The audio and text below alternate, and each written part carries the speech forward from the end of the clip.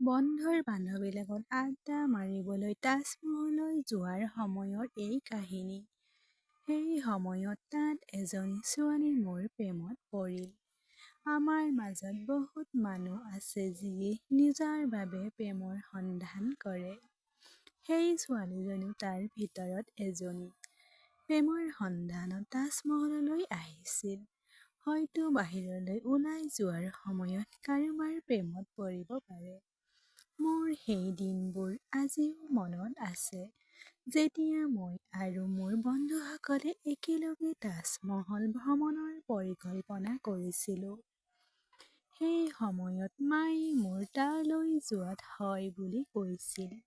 কিন্তু মোৰ আন বন্ধু-বান্ধৱী, পৰিয়ালৰ লোকে তালৈ যাবলৈ অস্বীকাৰ কৰিলে।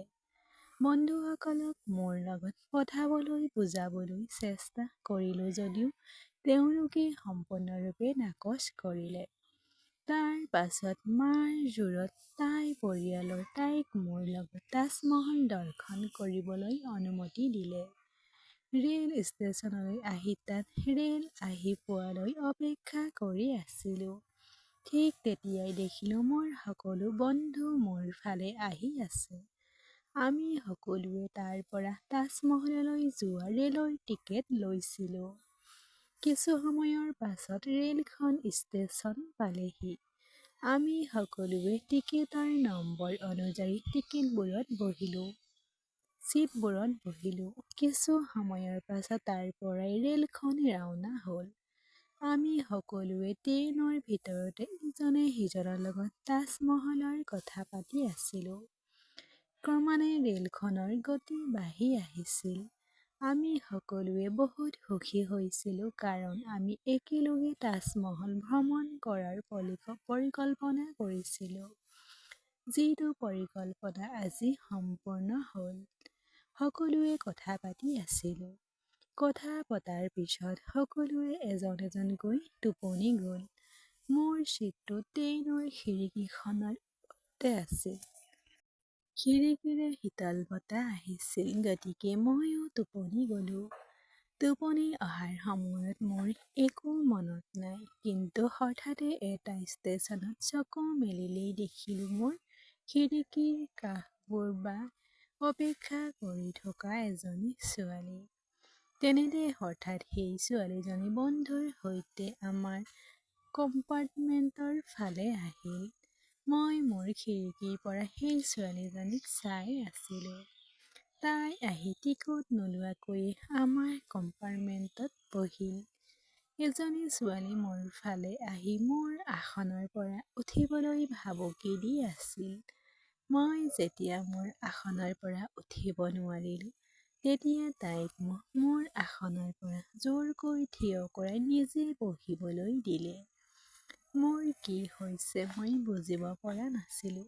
কিন্তু লাহে লাহে সকলো বুজিবলৈ ধৰিছিলোঁ। কিন্তু মই মনে মনে গৈ বন্ধুৰ ওচৰত বহিলোঁ।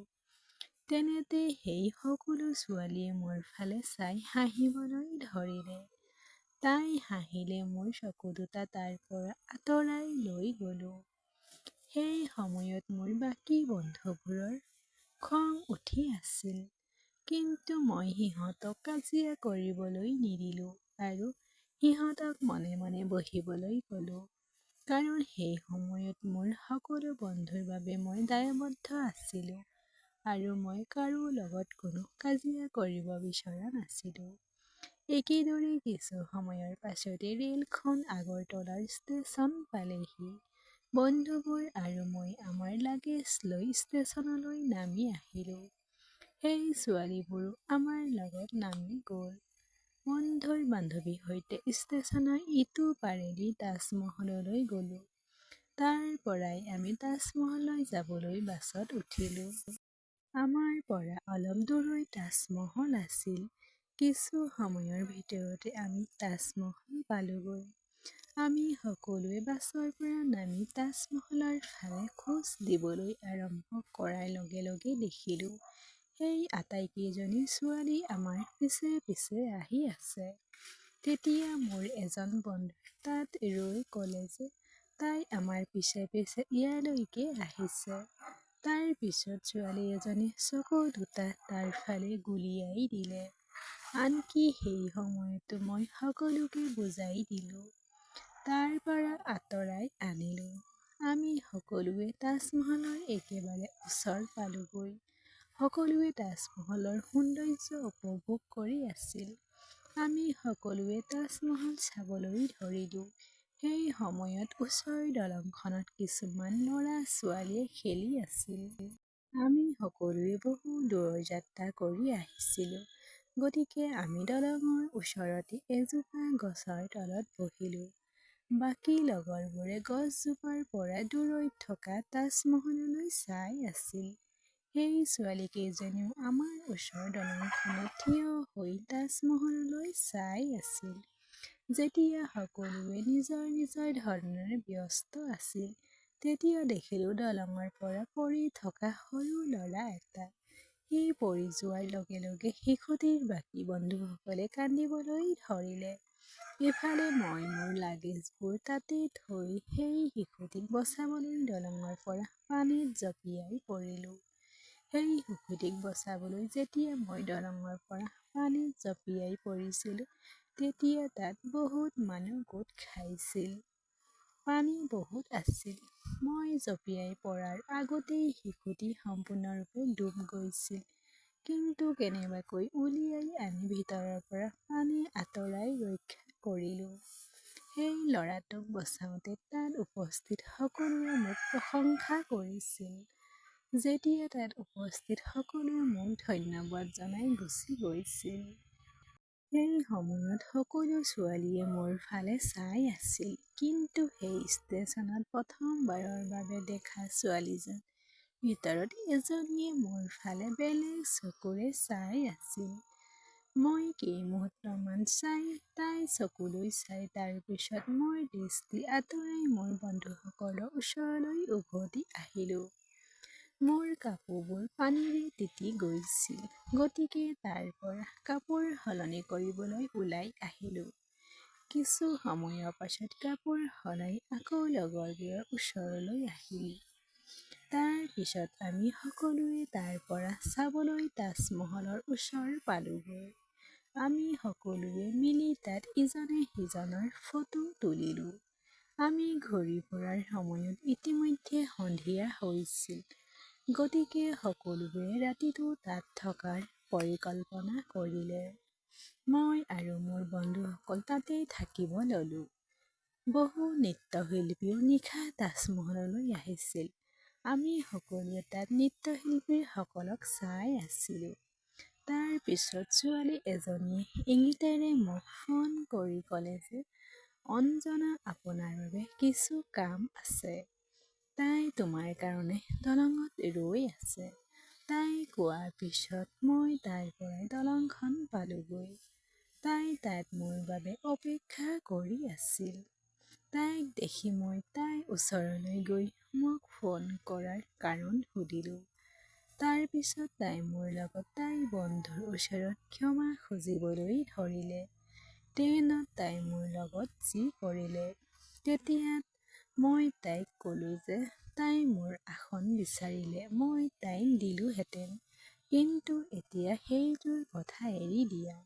এইখিনি কোৱাৰ পিছত তাই দলঙৰ ওপৰত কিছু দূৰ গৈ তাৰ পিছত ৰৈ গ'ল। তাৰ পিছত তাই ক'লে যে তাই মোক দেখাৰ পৰাই মোক ভাল পাবলৈ আৰম্ভ কৰিছে। কিন্তু আপুনি সেই ল'ৰাটোক পানীত ডুব যোৱাৰ পৰা ৰক্ষা কৰাৰ পিছৰে পৰা তাই মোক আৰু বেছি ভাল পাবলৈ আৰম্ভ কৰিছে। তাই এই কথা কওঁতে তাইৰ কথাত মই হাঁহিবলৈ ধৰিলোঁ। তাৰ পিছত তাই ক'লে যে তাই ধেমালি কৰা নাই। তাই মোক সঁচাকৈয়ে ভাল পায়। তেতিয়া তাই মোক ক'লে যে মই যদি তাইৰ মৰম মানি নলওঁ, তেন্তে তাই এই দলঙৰ পৰা জঁপিয়াই পৰিব। তাই এই কথা কোৱাৰ পিছত মই তাইৰ ফালে গৈ তাইক নাকচ কৰিবলৈ ওলাইছিলোঁ। তেতিয়া তাই হঠাতে মোক সাবটি ধৰিলে। এইখিনিতে তাইও কান্দিবলৈ ধৰিলে। তাই মোক সঁচাকৈয়ে ভাল পায়। তাই কান্দিবলৈ আৰম্ভ কৰাৰ পিছত মই তাইক কান্দিবলৈ বাধা দিলোঁ। আমি দুয়োজনে তাত কিছু সময় কথা পাতিছিলোঁ আৰু তাৰ পিছত বন্ধুৰ ওচৰলৈ আহিছিলোঁ। তেতিয়া দেখিলোঁ মোৰ সকলো বন্ধুৱে ইজনে সিজনৰ পৰা আঁতৰত বহি আছে। সেই ছোৱালীজনীৰ সকলো বন্ধুৰ সৈতে কথা পাতি আছিল। তেতিয়া তেওঁলোকৰ পৰিকল্পনা বুজি পালোঁ। মোক দেখি সকলোৱে আমাৰ ফালে আহি আকৌ কথা পাতিবলৈ ধৰিলে। সকলোৱে ইজনৰ সিজনৰ বন্ধু হৈ পৰিছিল। আমি সকলোৱে সেই নিশা বহুত কথা পাতিলোঁ। পিছদিনা সকলোৱে একেলগে আগৰতলা এৰি নিজ নিজ ঘৰলৈ উভতি যাবলৈ ল'লোঁ। আমি সকলোৱে ট্ৰেইনতো বহুত কথা পাতিলোঁ। আমি দুয়ো ৰেলত উঠি আহিলোঁ। আন ছিটৰ পৰা আঁতৰি একেখন ছিটতে বহিলোঁ। তাইৰ ফোন নম্বৰটো মোক দিলে। সন্ধিয়া নিজ নিজ ঘৰ পাওঁতে দুয়োজনে ইজনে সিজনক যাত্ৰাৰ কথা সুধিলোঁ। গভীৰ নিশালৈকে কথা পাতিলোঁ। আমি দুয়ো ইজনে সিজনৰ লগত কটোৱা সময়খিনিৰ কথা পাতিবলৈ ধৰিলোঁ আৰু এইদৰে মোৰ টোপনি আহিবলৈ ধৰিলে আৰু মই শুবলৈ নিজৰ কোঠালৈ গ'লোঁ। কাহিনীটো শুনি ভাল লাগিলে লাইক, কমেণ্ট, শ্বেয়াৰ আৰু ছাবস্ক্ৰাইব কৰি দিব।